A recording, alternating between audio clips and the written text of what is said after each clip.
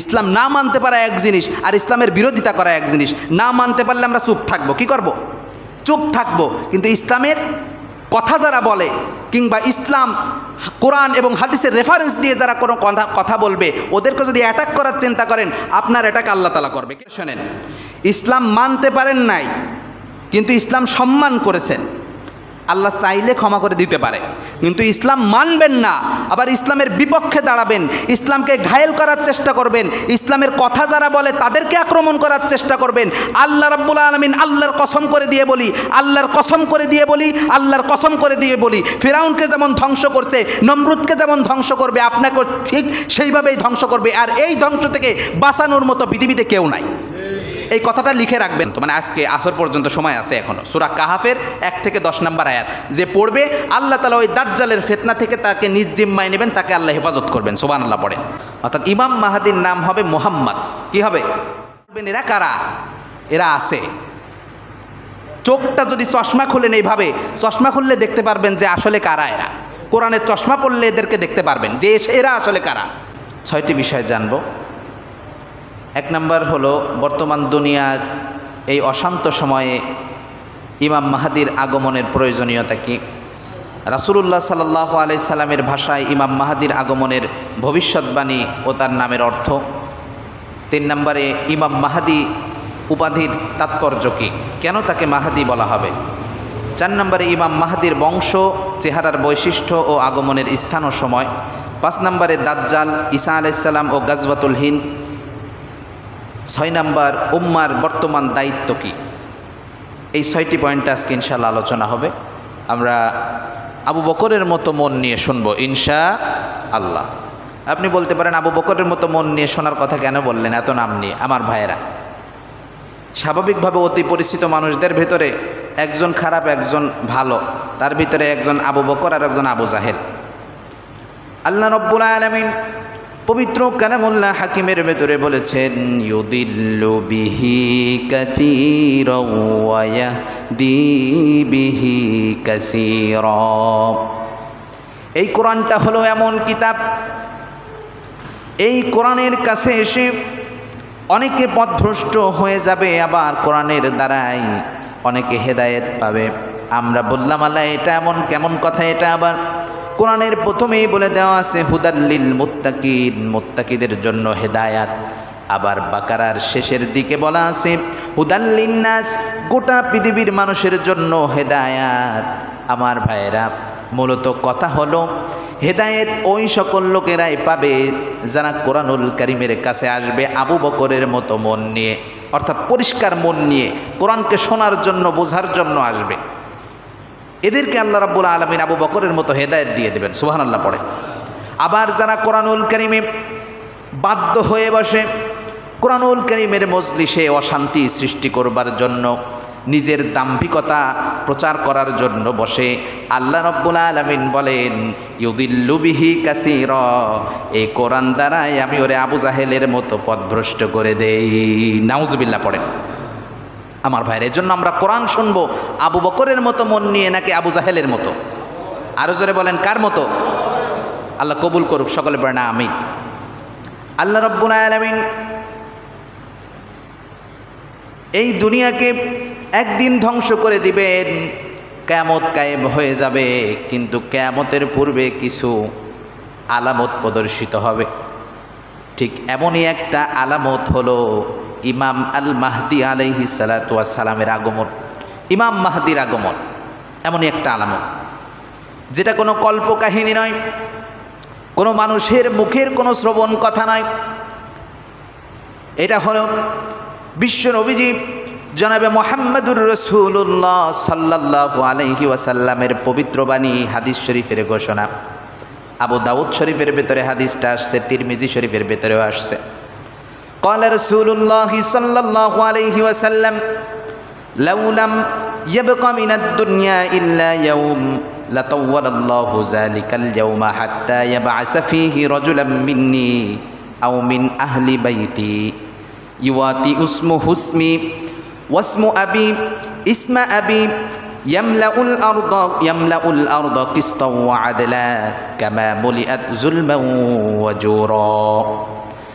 বিশ্বনবীজি বলেন, যদি দুনিয়ার আয়ু একদিনও বাকি থাকে, এমন যদি সময় চলে আসে কালকে কিয়ামত, আজকের একদিন বাকি আছে, নবীজি বলেছেন এই দিনটাকে আল্লাহ রব্বুল আলামিন তার ইচ্ছা মতো করে বড় করে দিবেন। ইচ্ছা মতো করে এই দিনটাকে বড় করে দিবেন, চাইলেই রাত আসবে না। মানুষ দেখবে কিরে দুপুর হয়েছে তো হয়েছে, এই দুপুর তো আর কমে না। সূর্য মাথার উপর থেকে আর টলে না। একটু আগে যখন জুমার মসজিদে আসলাম, সূর্যটা মাথার উপরে 12টা বাজে। 12টার সময় সূর্যটা মাথার উপরে থাকে। জুমার নামাজ পড়ে যখন বাড়ির দিকে রওনা হব, ঠিক সেই সময় কিন্তু সূর্যটা পশ্চিম দিকে হেলে যাবে কি যাবে না? পশ্চিম দিকে হেলে যাবে, কেননা সূর্য তার নিজস্ব কক্ষপথে চলতেছে। কিন্তু কিয়ামতের পূর্বে আল্লাহ রব্বুল আলামিনের ফরমান যখন জারি হয়ে যাবে, সূর্য এক জায়গায় দাঁড়ায় থাকবে, দিনটা বড় হতে থাকবে। মানুষ দেখবে কিরে 2টো বেজে যায়, 3টে বেজে যায়, এরপরও তো বিকাল হয় না। ঘটনা কি? কিয়ামতের আলামত শুরু হয়ে যায়। নবীজি বললেন, যদি দুনিয়ার আয়ু একদিনও বাকি থাকে, কালকে কিয়ামত। কথাগুলো মনোযোগ দিয়ে শুনবেন। নবীজি বললেন, দুনিয়ার আয়ু যদি একদিন বাকি থাকে, কালকে কিয়ামত। এটা হলেও আল্লাহ রাব্বুল আলামিন এই দিনকে বড় করবেন একটা ঘটনা ঘটানোর জন্য। কয়টা ঘটনা? একটা ঘটনা। অর্থাৎ এটা একদিন আগেই হবে বিষয়টা এমন না। আল্লাহ রাসূল সাল্লাল্লাহু আলাইহি সাল্লাম জোরদার করছে, এই ঘটনা ঘটবেই ঘটবে। সুতরাং এটাকে কোনো কাহিনী ভাবার কোনো সুযোগ। আল্লাহ রাসূল সাল্লাল্লাহু আলাইহি ওয়াসাল্লাম বললেন, সেই দিনকে দীর্ঘ করা হবে যতক্ষণ না আমার বংশধরদের মধ্য থেকে এমন এক ব্যক্তিকে পাঠান, ইউয়াতি উসমু হুসমি, যার নাম হবে আমার নামের মতো। সুবহানাল্লাহ পড়ে। অর্থাৎ ইমাম মাহাদির নাম হবে মুহাম্মদ। কি হবে? মুহাম্মদ। শুধু এতটুকুই নয়, ওয়াসমু আবি ইসমা আবি, অর্থাৎ তার পিতার নাম হবে আমার পিতার নামের মতো। অর্থাৎ ইমাম মাহাদির মূল নাম থাকবে মুহাম্মদ ইবনে আবদুল্লাহ। কি থাকবে? নবীজির নাম কি ছিল? মুহাম্মদ ইবনে আবদুল্লাহ। নবীজির বাবার নাম কি? আবদুল্লাহ। মুহাম্মদ ইবনে আবদুল্লাহ ছিল। নবীজি বললেন, ইমাম মাহাদির নাম হবে, এমন একজন ব্যক্তি আসবে তার নাম হবে আমার নামের মতো। ওয়াসমু আবিহি ইসমা আবি, এবং তার নাম হবে, তার বাবার নাম হবে আমার বাবার নামের মতো। ইয়ামলাউল আরদা কিসতাও ওয়া আদলা কামা মুলিআত যুলমান ওয়া জুরা, তিনি পৃথিবীর বুকে এসে ন্যায় ও ইনসাফে পরিপূর্ণ করবেন, যেমনটা পূর্বে জুলুম ও অবিচারে পূর্ণ ছিল। অর্থাৎ ইমাম মাহাদি এমন একটা সময় আগমন করবেন যখন পৃথিবীর বুকে ধনীরা গরিবের উপরে অত্যাচার করে। নবীজি যেমন এমন সময় আগমন করেছিলেন, গোটা বিশ্বটা অন্ধকারাচ্ছন্ন ছিল। মানুষেরা নিজেদের ভেদাভেদ ভুলে গিয়েছিল, মানুষেরা নিজেদের আসল পরিচয় ভুলে গিয়েছিল, নানান রকমের পাপ কাজে তারা লিপ্ত ছিল, জুলুমে পরিপূর্ণ ছিল গোটা আরব বিশ্ব, শুধু নয় পুরোটা জাহান। এই সময় আল্লাহ রাব্বুল আলামিন বিশ্ব নবীজিকে পাঠালেন। রাসূল বলেছেন, ইমাম মাহাদি এমন একটা সময় আসবে যখন পৃথিবীটা জুলুমে পরিপূর্ণ হবে, জোর যাক মুল্লুক তার, জোর যার মুল্লুক তার। এইরকম কিছু কাহিনী ঘটবে। ইচ্ছা করেই মানুষ মানুষকে হত্যা করবে, নিজের স্বার্থে আঘাত লাগার কারণে এক ভাই অপর ভাইকে কতল করে ফেলবে, জমি জমার মানুষের থেকে জোর খাটিয়ে দখল করে নেওয়া হবে। মুসলিম মানুষেরা আকাশের দিকে তাকায় আল্লাহর কাছে সাহায্য প্রার্থনা করবে, ওয়াজআল লানা মিন লাদুনকা ওয়ালিয়া ওয়াজআল লানা মিন লাদুনকা নাসীরা। মানুষেরা বলবে, ও আল্লাহ, এই জুলুম থেকে আমরা তো বাঁচতে চাই, এই জালিম আমাদের উপরে জুলুম করছে, আমরা তো বড়, আমাদের দেহ তো শক্তি নাই, আমাদের তো জনবল নাই, কি করব একটু বলো না। আমাদের দেহে তো শক্তি নাই, এই জালিম তো আমাদের উপরে জুলুম করে। ওয়াজআল লানা মিন লাদুনকা ওয়ালিয়া ওয়াজআল লানা মিন লাদুনকা নাসীরা। ও আল্লাহ, তোমার পক্ষ থেকে একজন অভিভাবক পাঠাও, আর তোমার পক্ষ থেকে একটা সাহায্যকারী লোক তুমি পাঠাও। যুবক থেকে কিশোর, শিশু, নারী, বৃদ্ধ সবাই আল্লাহর কাছে দোয়া করতে থাকবে। যারা ভালো মানুষ, আল্লাহ রাব্বুল আলামিন এই সময়ে ইমাম মাহাদিকে পাঠাবে। হাদিস শরীফের ভিতরে আসে, এক রাতের ভিতরে আল্লাহ রাব্বুল আলামিন তাকে সত্য মিথ্যার পার্থক্যকারী সিফাত দান করবেন, হেদায়াত দান করবেন। কোনো কোনো বর্ণনায় আছে এক রাতের ভিতরে আল্লাহ রাব্বুল আলামিন তাকে পাঠাবেন দুনিয়াতে, আমার ভাইয়েরা। এবং তিনি এসে এই পৃথিবীটাকে, এই জুলুমে ভরা পৃথিবীটাকে গজওয়াতুল হিন্দের মাধ্যমে সকল প্রকারের অন্যায়, অনাচার, জুলুম, নিপীড়ন বন্ধ করে দিয়ে তিনি পৃথিবীতে ন্যায়, ইনসাফ প্রতিষ্ঠা করবেন। এবং তার শাসনকাল হবে 7 বছর। কয় বছর? 7 বছর হবে। আল্লাহই ভালো জানে যে এটা আসলে আমাদের এই জামানায় ঘটে যায় কিনা, কেননা কিয়ামতের অধিকাংশ আলামত এই জামানায় আমরা এখনই দেখতেছি। কিয়ামতের আলামতের ভেতরে একটা উল্লেখযোগ্য আমানত আছে, মানুষ কিয়ামতের পূর্বে মানুষকে জানায়া জানায়া জেনা করবে, ঘরে ঘরে পরকিয়া বেড়ে যাবে, মানুষের কোনো তোয়াক্কাই করবে না, জেনা করতে থাকবে। রোডের উপরে, সমুদ্র বিচে মানুষের সমাগম যেখানে আছে, মানুষ একটু নিজেদের প্রাইভেসি তো অন্তত বজায় রাখে, প্রাইভেসিও বজায় রাখবে না।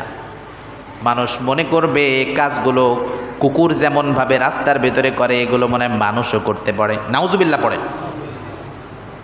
এরকম একটা অবস্থা হবে, যেগুলো বর্তমান পৃথিবীতে দেখতেছি। পার্কে আপনি ঢুকবেন না, পার্কে ঢোকা লাগবে না, সোশ্যাল মিডিয়ায় ঢোকেন, তারা এই পার্কের ভিতরে কি কি হচ্ছে এগুলো তারা আপলোড দিয়ে দিচ্ছে পার্কের ভিতরে, একদম জোড়ায় জোড়ায়। বিশ্ববিদ্যালয়গুলোতে যান, নিরিবিলি যতগুলো প্লেস আছে সব প্লেসগুলোতে ছাত্রছাত্রী একসাথে বসে অবিবাহিত অবস্থায় যা করার তাই করে। কিয়ামতের বড় বড় আলামতগুলো প্রকাশিত হয়ে গেছে, শুধুমাত্র পশ্চিম দিকে সূর্যটা উঠতে বাকি। পশ্চিম দিকে সূর্য ওঠার মানে কি আমার ভাইয়েরা? আল্লাহ রাব্বুল আলামিন আমাদের তওবা কবুল করবেন জীবনের শেষ দিন পর্যন্ত। তিনি বলেছেন জীবনের শেষ দিন পর্যন্ত আল্লাহ রাব্বুল আলামিন আমাদের তওবা কবুল করবেন। সেই পর্যন্ত হাত্তা তাতলুউশ শামসু বিম মাগরিবিহা, যতক্ষণ না পর্যন্ত পশ্চিম দিকে সূর্য ওঠে।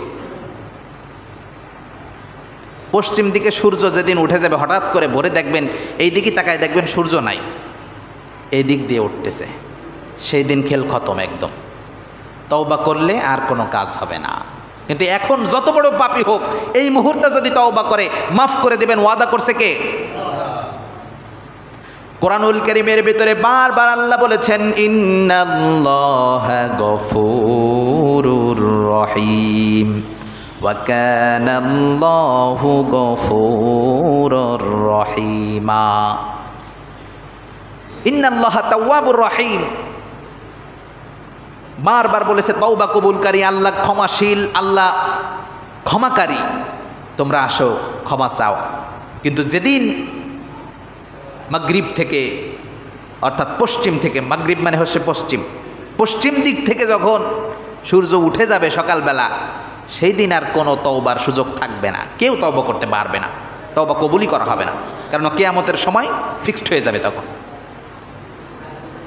আমার ভাইয়েরা, যে কথাটি বলতেছিলাম, এজন্য এই ঘটনা ঘটবেই ঘটবে, এই ঘটনা ঘটবেই ঘটবে। এটা কার কথা? আল্লাহর কথা। এই ইমাম আল মাহদি আলাইহিস সালাতু ওয়াস সালাম এসে দুনিয়াতে শান্তি প্রতিষ্ঠা করবেন। এই ইমাম মাহদিকে আসলে এনাকে মাহদি কেন বলা হয়? মাহদি নামের একটু বিশ্লেষণ আমরা করি। প্রথমত এই মাহদি শব্দের ভাষাগত অর্থ হলো, এটা হিদায়াহ বা হুদা ধাতু থেকে আসছে। মাহদি এর মানে হলো যিনি সঠিক পথে পরিচালনা করেন কিংবা যিনি সঠিক পথে পরিচালিত। আমার ভাইরা, অনেকে আমাদের নাম মেহেদি রাখি, মেহেদি কোনো নাম পৃথিবীতে নাই, তবে মেহেদি একটা আলামত বা চিহ্ন হইতে পারে। যেমন সিগনেচার দেয়, সিগনেচারে কিন্তু স্বাভাবিকভাবে কোনো আগামাতা হয় না। কেউ যদি একটা গুল্লা দিয়ে এভাবে দিয়ে দেয়, ওইটাই তার সিগনেচার, মানে ওইটা দেখেই বোঝা যাবে এটা আব্দুল রহিমের স্বাক্ষর। ঠিক মেহেদি এরকম একটা বিনা অর্থের নাম, কিন্তু যে নামটা মূলত ভাষাগত অর্থ সেটা হলো মাহাদি। এটা কি মাহাদি। এজন্য আমি আমার নাম কখনো কাউকে মেহেদি বলতে দিই না, মেহেদি বলাকে আমি পছন্দও করি না। মাহাদি, মাহাদি মানে হচ্ছে হেদায়েতের সঠিক পথে পরিচালিত। সুবহানাল্লাহ পড়ে। মূলত ইমাম মাহাদির নাম হবে মোহাম্মদ ইবনে আবদুল্লাহ, অর্থাৎ আবদুল্লাহর ছেলে মোহাম্মদ। কিন্তু তিনি সঠিক পথে মানুষদেরকে পরিচালনা করবেন এবং নিজে সঠিক পথে পরিচালিত হবেন, যার কারণে তাকে বলা হবে মাহাদি। আর তিনি মানুষকে নেতৃত্ব প্রদান করবেন, এই জন্য বলা হবে তাকে ইমাম। এই জন্য তার মূল সিফাতি নাম, গুণবাচক নাম হিসেবে ডাকা হবে ইমাম মাহাদি। কি ডাকা হবে? ইমাম মাহাদি। আমার ভাইরা, সুতরাং নাম যারা আমরা রাখবো, ছোটো বাচ্চা কাচ্চা হইলে নাট বল্টু মার্খা নাম না রেখে একটু অর্থবহ নাম রাখার চেষ্টা করেন।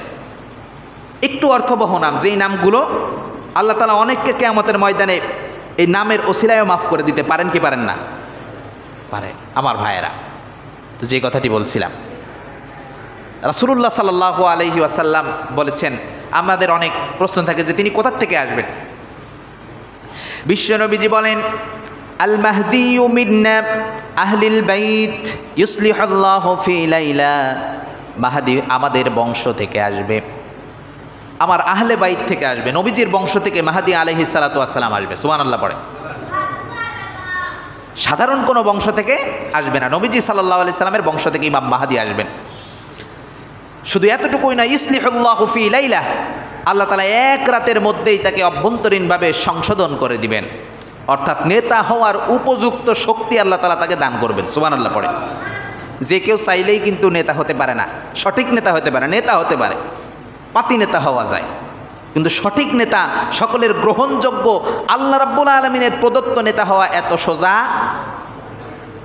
এজন্য আল্লাহ রাসূল বললেন, ইউসলিহুল্লাহু ফি লাইলা, ইমাম মাহদিকে আল্লাহ রাব্বুল আলামিন এক রাতের ভিতরে সংশোধন করবেন। হাদিস থেকে যদি কিছু ব্যাখ্যা নেওয়ার চেষ্টা করি, মুহাদ্দিসিনে ইকরাম বলেছেন, আল্লাহ রাব্বুল আলামিন তাকে এক রাতের মধ্যেই অন্তরে আলোকিত করবেন। কোন কোন গ্রন্থকার বলেছেন হক বাতিলের পার্থক্য বোঝার তৌফিক দিবেন, আবার তাকে এমন হেদায়েত দিবেন, এমন বুদ্ধি দেবেন, যার দ্বারা তিনি উম্মাকে নেতৃত্ব দিতে সক্ষম হবেন। যে কথাটি আমি সংক্ষেপে বলেছিলাম, এটাই ব্যাখ্যায় আসছে। আমার ভাইরা, যে কথাগুলো বলতেছি প্রত্যেকটা কথা আমার নোট করা আছে, এজন্য অমনোযোগী হবেন না। এই বিষয়গুলো হয়তো যদি আল্লাহ না করুক, আল্লাহ না করুক, আল্লাহ না করুক, অতি সত্বরই যদি পশ্চিম দিকে সূর্য উঠে যায়, এই জুমার বয়ানের কথা মনে থাকবে আপনার, যারা আগে আগে আসছেন কিংবা এখন মাইকের আওয়াজে শুনতেছেন। প্রত্যেকটা কথা মিলবে, গ্যারান্টি দিতে পারে আমি, যেহেতু আল্লাহর রাসূলের কথা এবং আল্লাহর কথার বাইরে একটা কথা বলা হচ্ছে না। সুতরাং আল্লাহর কথাও সত্য, আল্লাহর রাসূলের কথাও সত্য। কোনো সন্দেহ আছে? কোনো সন্দেহ নাই। এজন্য এটা ঘটবেই ঘটবে। ইমান মজবুত করেন, ইমান মজবুত করেন, কারণ কোনো মুনাফিক দিয়া আল্লাহ রাব্বুল আলামিন এই জমিনকে নেতৃত্ব দেওয়াবে সম্ভব না। দেওয়ালেও ফেরাউনের মতো ঝরে যাবে, দেওয়ালেও নমরুদের মতো ঝরে যাবে, যাদের নাম আজকে ঘৃণার স্বরে মানুষ নেয়। হিন্দুর ছেলেও যদি হয়, ওর নাম নমরুদ রাখছে, এরকম কোনো নজির আছে নাকি ভাই? কোনো একদম নিম্ন বর্ণের ছেলেও যদি হয়, ওর নাম ফিরাউন রাখছে, আছে নাকি? নাই। কারণ আল্লাহ রাব্বুল আলামিন ঘৃণা সৃষ্টি করে দিয়েছে মানুষের ভিতরে। এজন্য আপনি আল্লাহর হয়ে যান। আপনি দুনিয়া থেকে বিদায় নিলে হাজার হাজার মানুষ আপনার নামে নাম রাখার জন্য পাগল হয়ে পড়বে। সুবহানাল্লাহ পড়ে। দুনিয়া থেকে বিদায় হয়েছেন আল্লাহর রাসূলের সাহাবী আবু বকর। হাজার হাজার নয়, লক্ষ কোটি মানুষের নাম রয়েছে আবু বকর, আছে না নাই? শুধু সৌদি আরবে নাকি বাংলাদেশেও আছে? বাংলাদেশেও আছে। ওমর নামটা রাখতে আমরা বীরত্বপূর্ণ গর্ববোধ করি, যে ওমরকে দেখলে শয়তান পর্যন্ত রাস্তা পরিবর্তন কইরা পালাইতো। আলীর নাম রাখতে পারলে তো আরো ভালো মনে হয়। আলী কাররামাহুল্লাহু ওয়াজহা, আল্লাহ যার মুখমণ্ডলকে সম্মানিত করেছেন, আসাদুল্লাহিল গালিব, যিনি ছিলেন আল্লাহর পক্ষ থেকে কাফেরদের জন্য, বাতিল শক্তিদের জন্য বিজয়ী সিংহ। আল্লাহু আকবার বলে। আমার ভাইয়েরা, এদের নামগুলো রাখতে আমাদের বড় ইচ্ছা হয় যে দেখো আমার সন্তান হচ্ছে, আবু বকর নামটা রেখে দেই, আমার সন্তান হয়েছে উসমান নামটা রেখে দেই, আমার সন্তান হয়েছে আলী নামটা রেখে দেই, ওমর নামটা রেখে দেই। আমার ভাইয়েরা, সম্মান কার পক্ষ থেকে? আল্লাহর পক্ষ থেকে। সম্মান আল্লাহর পক্ষ থেকে। এজন্য এমন কোনো কাজ আমরা করব না, আমরা দুনিয়া থেকে বিদায় নেওয়ার পরে মানুষ কবরে ছ্যাপ ফেলায়। আছে না নাই? আছে। আমার ভাইয়েরা, আল্লাহ রাব্বুল আলামিন বলেছেন, ওয়ানুরিদু আন্নামুন্না আলাল্লাযীনা ইসতুদিফু ফিল আরদ ওয়া নাজআলাহুম আইম্মাতান ওয়া নাজআলাহুমুল ওয়ারিসিন। রব্বুল আলামিন বলেছেন, আর আমরা ইচ্ছা করেছি যে যাদেরকে পৃথিবীতে দুর্বল বানানো হয়েছে তাদের উপর অনুগ্রহ করব, আর তাদেরকে করব নেতা, এবং তাদেরকে পুরো পৃথিবীর উত্তরাধিকারী বানায়া দেব। সুবহানাল্লাহ পড়ে। দুর্বল বানাইছে মানুষদেরকে। খলিকাল ইনসানু দাঈফা, মানুষদেরকে বলো দুর্বল বানানো হয়েছে। একটা গরুর বাছুর হওয়ার পরে কয়দিন লাগে হাঁটা শিখতে বলেন তো? কদিন? আর মানুষের বাচ্চারা হাঁটা শিখতে কতদিন লাগে? চিন্তা করে দেখেন, 3 বছর হয়ে যায় প্রায় মানুষের বাচ্চার হাঁটা শিখতে। অথচ এই দুর্বল মানুষকে আল্লাহ রাব্বুল আলামিন শ্রেষ্ঠত্ব দেবেন এই মানুষটা যদি আল্লাহর হয়ে যায়। সুবহানাল্লাহ পড়ে। আল্লাহ বলেছেন, যদি তুমি আমার হয়ে যাও, তোমার পিছনে মানুষজন ঘুরবে, তোমার মানুষকে এইভাবে ডাইকে নিয়ে আসা লাগবে না, তোমার পিছনে মানুষকে আমি ঘোরাই দিব। তুমি যদি আমার বিধান পালন করো, তুমি যদি আমার হয়ে যাও, আমি পুরো পৃথিবীর সম্পদ যা কিছু লাগে তোমার পায়ের কাছে এনে দেব। কিন্তু আমরা দৌড়াই সম্পদের পিছনে, এই জন্য আমাদের পিছনে কেউ দৌড়ায়। আমার ভাইয়েরা, ইমাম মাহদির পরিচয় কিছুটা আমরা জেনেছি। রাসূলুল্লাহ সাল্লাল্লাহু আলাইহি সাল্লাম বলেছেন, ইমাম মাহদি যখন আসবে, কখন আসবে রাসূল হাদিসের ভিতরে তাও বলে দিয়েছেন।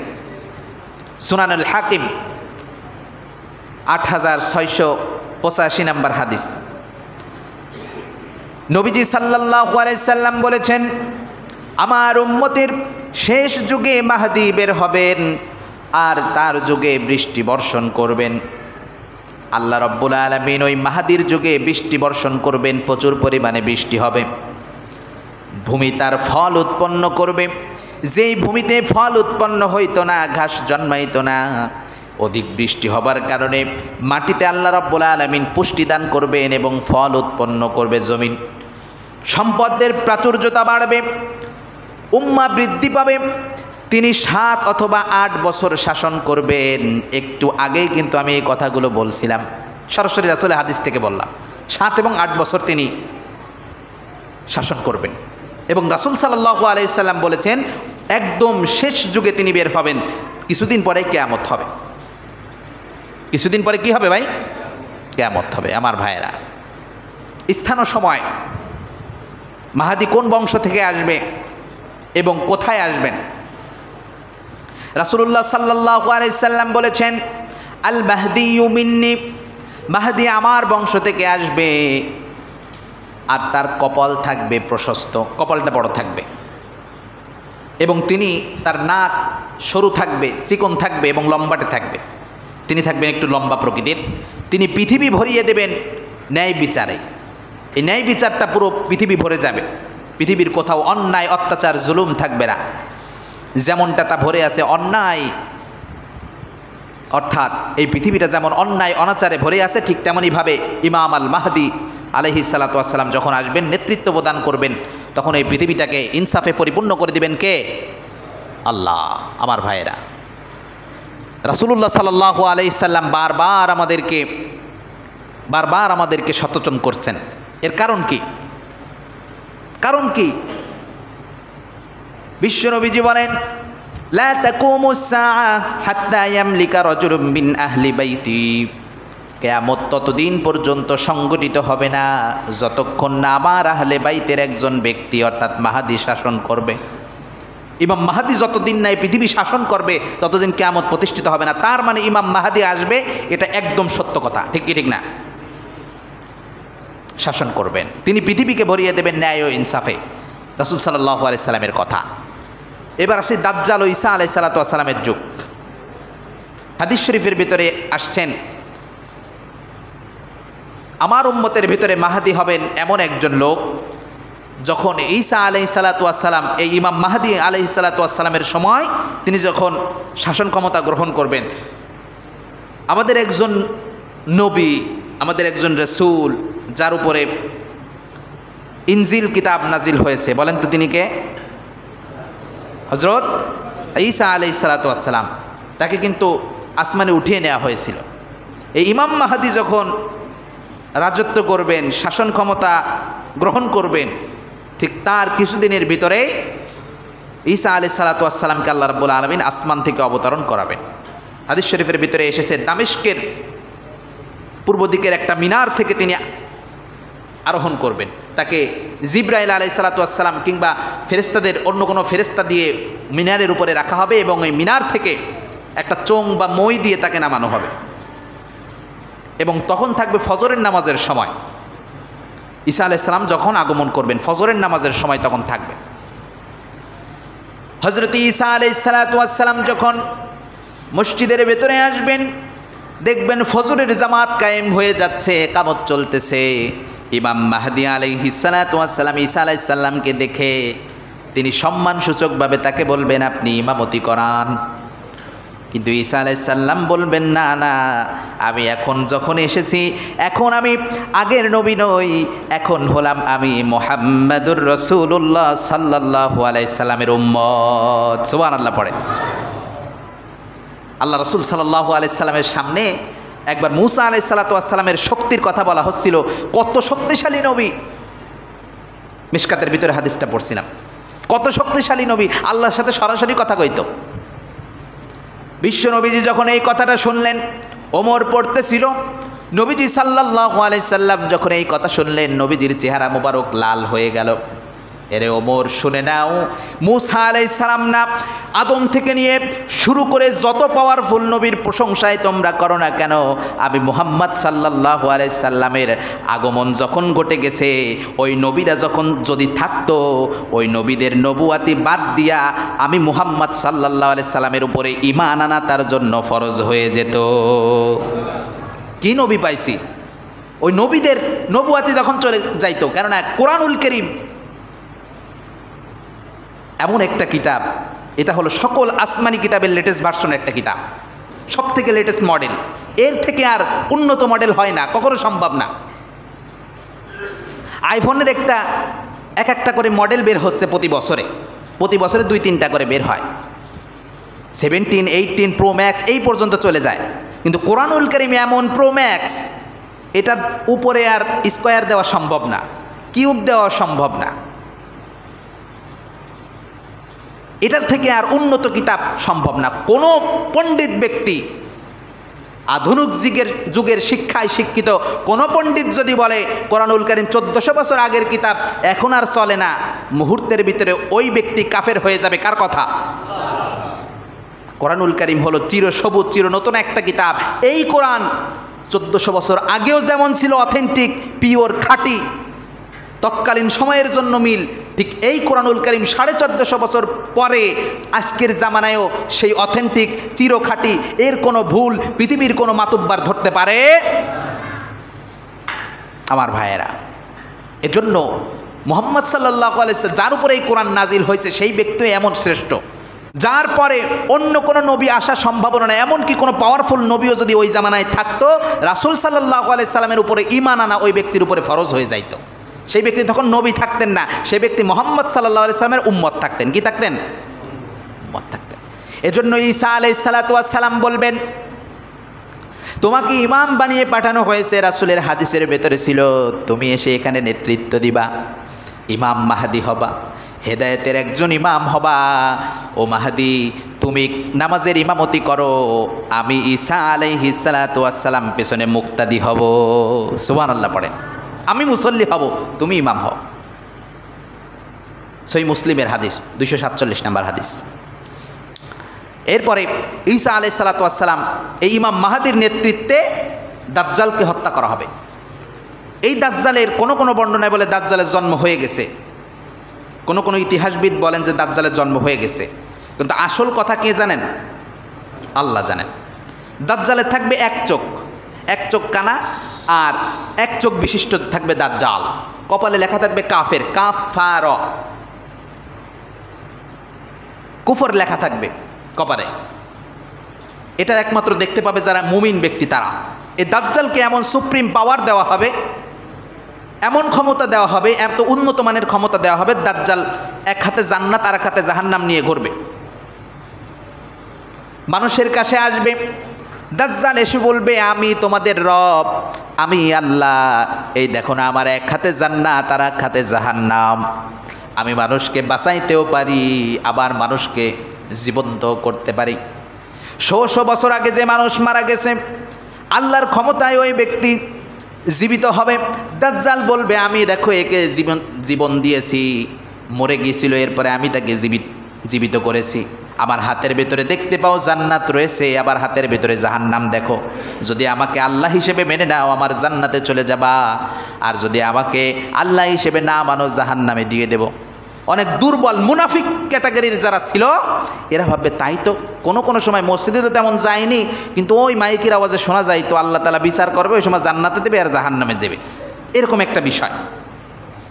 তাইলে মনে হয় এইটি মনে হয় আল্লাহ, এরকম একটা অবস্থা হয়ে যাবে। যাদের দুর্বল ঈমান, মুনাফিক, ভিতরে নিফাক ছিল, মুনাফিকের আলামত যার ভিতরে ছিল।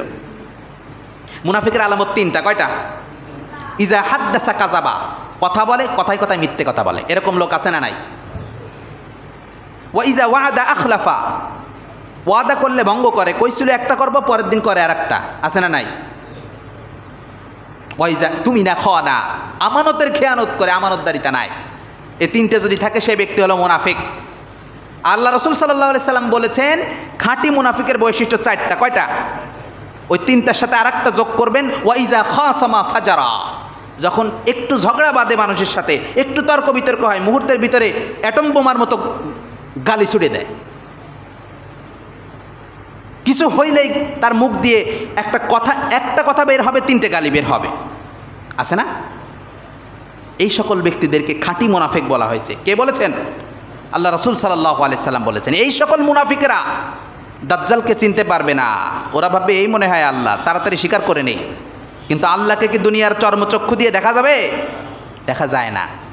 ওই দিন যারা দাজ্জালকে আল্লাহর রূপে স্বীকার করে নেবে, সেদিন তাদের কপালে দাজ্জালের জান্নাত হবে, অর্থাৎ দাজ্জালের জান্নাতে যখন ফেলায় দেওয়া হবে, ওটা মূলত জান্নাত দেখা যাবে, কিন্তু ওটা হলো আল্লাহর তৈরি জাহান্নাম।